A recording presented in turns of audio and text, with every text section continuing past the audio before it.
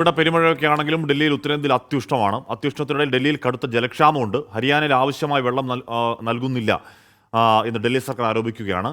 ജലക്ഷാമം രൂക്ഷമായ സാഹചര്യത്തിൽ ഡൽഹി സർക്കാർ സുപ്രീം കോടതിയെ സമീപിച്ചു. കേന്ദ്രത്തിന് ഡൽഹി സർക്കാർ കത്തുമെഴുതി. ഹരിയാന, ഉത്തർപ്രദേശ് സംസ്ഥാനങ്ങളിൽ നിന്നും അധിക ജലം അനുവദിക്കണമെന്ന് ആവശ്യപ്പെട്ടാണ് കത്ത്.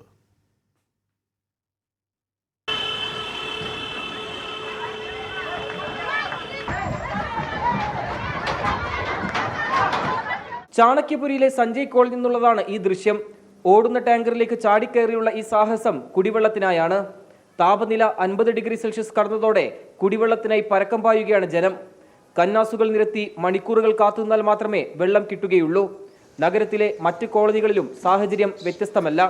देखो पहले ड्रम भरना जरूरी है, पहले ये भरना सबका, देखो सब खड़े है ना, सबका भरना जरूरी है ना, थोड़ा थोड़ा सबका भर दो आप, उसके बाद ड्रम भरते रहना, खाली होगा तो। टैंकर का मुझे पता नहीं, मैं तो आज पहली बार घर पे हूँ इसलिए आया भरने के लिए, नहीं तो मैं पानी भरने नहीं आता।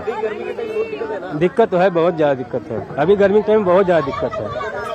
देखो तो पीने के लिए तो ये सब क्या है, देखिए ये सब देखिए ले रखा हूँ, देखिए पीने के लिए है ना, ये सब किस लिए है, पीने के लिए है।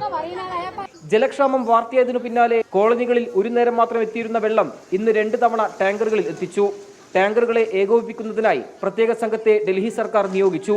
അനാവശ്യമായി വെള്ളം പാഴാക്കിയാൽ 2000 രൂപ പിഴ ചുമത്തും.